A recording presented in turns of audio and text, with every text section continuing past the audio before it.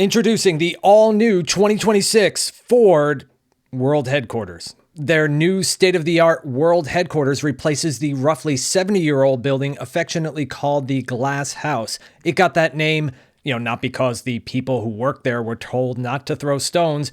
It's due to the architecture being designed in the international style, which was all the rage back in the 1950s, featuring copious amounts of glass, a radical departure from the brick and stone facades of the time. While not a documentary, the movie Ford versus Ferrari, there's that scene where Carroll Shelby visits Henry Ford II at the Glass House and remarks on the layers of bureaucracy it took to bring a red folder into his office. That's kind of what this building represents. Separate from the engineering buildings down the street, if you got called to the Glass House for a meeting, you either did something really good or really bad. The new headquarters, which will take the same name as the old one, Henry Ford II World Center, is nicknamed the Hub, better integrated into a state-of-the-art Dearborn campus that will consolidate design, engineering, and corporate leadership to foster enhanced collaboration and accelerate innovation. So, let's take a look.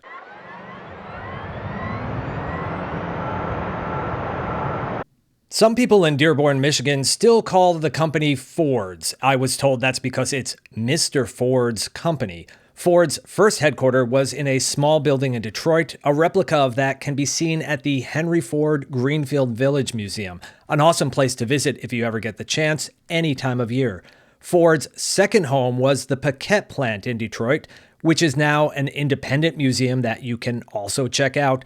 The Model T was designed there and first produced out of this plant before Ford leadership moved up the road to the city of Highland Park, where the moving assembly line was utilized for the first time in a much larger building. When Ford implemented extreme vertical integration at the Rouge complex in Dearborn, executive moves into a nearby administration building. They stayed there until 1956, when the modern 12-story office designed by Skidmore, Owings, and Merrill opened for business. The building features a large corporate logo prominently worn like the emblem on a car, but it hasn't always been the same emblem. When it first opened, the all-caps Ford lettering was modern and streamlined, focused on the possibilities of the future. In more recent history, it wore the familiar blue oval logo, with a few years where they used the script Ford Motor Company called the Trust Mark. Interesting that the new building shows no such signage, which maybe they're saving for the grand opening in November 2025, or they debadged their new office. I'll keep an eye out for any changes, although I don't really drive by there that often.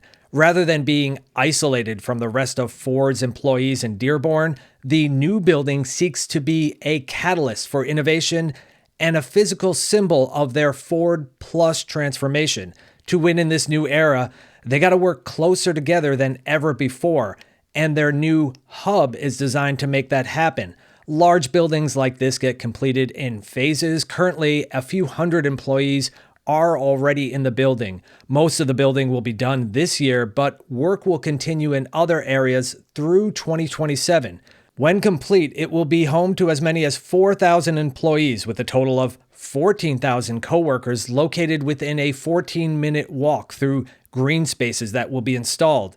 Back in 2019, pre-COVID, Ford released some early concepts for the campus, which included autonomous shuttles to shorten those walks or help when it rains or snows in Michigan, which it often does. A few years ago, Ford shut down its Level 4 robotaxi development company called Argo AI, and they sold off their stake in e-scooter mobility provider Spin.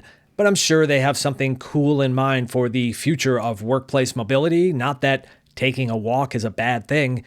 By the way, the neighboring facilities include a test track, which does get used, although their main proving ground is 50 miles away, where the hardcore testing of camouflage vehicles takes place behind fences and lots of trees.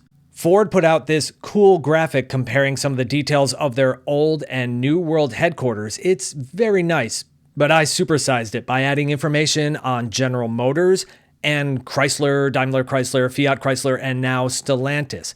By the way, if you find this part interesting, give it a like. I've been thinking of doing a video on some of these buildings.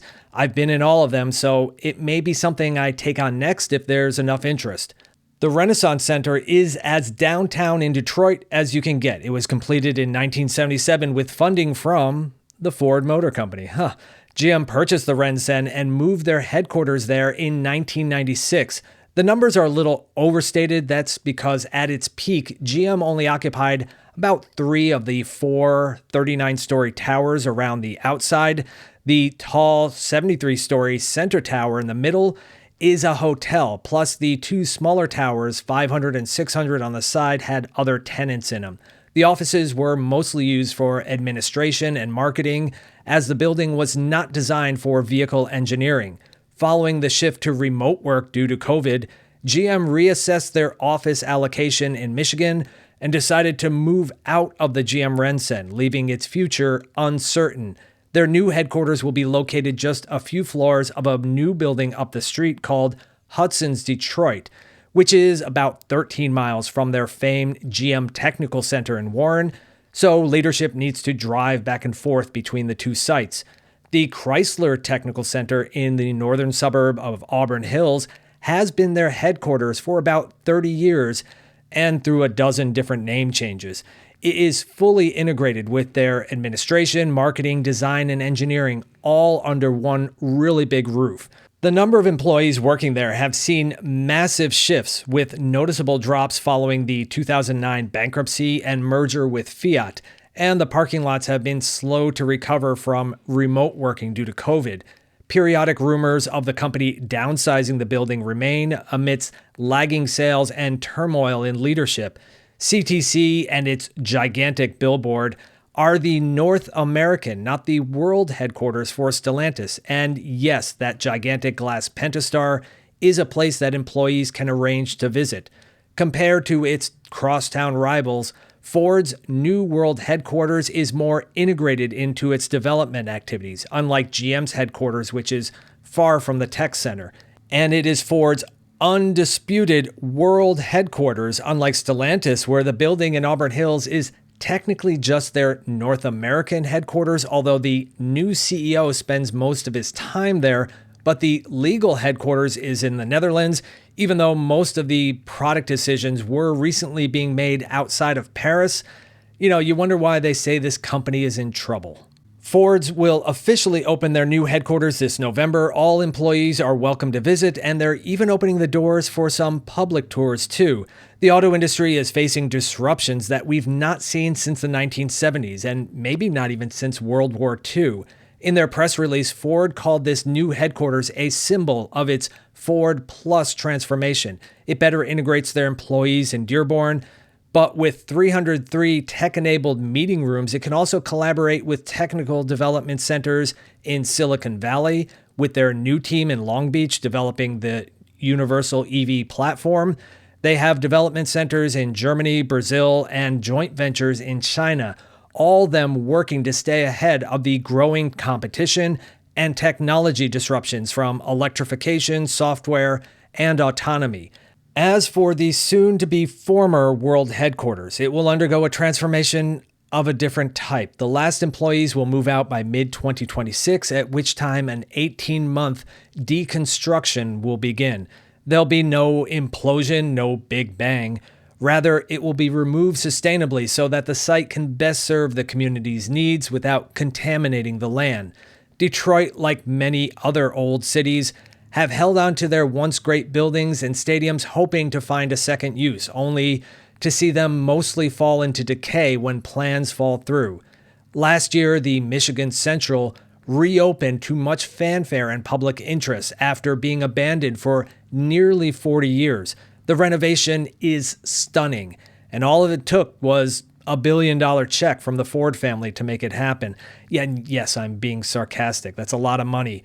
Rather than create another abandoned building that could struggle with failed redevelopment plans and local politics, Ford has decided to retire the Glass House. As much as I love history and old things, I think that's the right decision. I hope you enjoyed this look at some of Ford's buildings from the past. present, and future.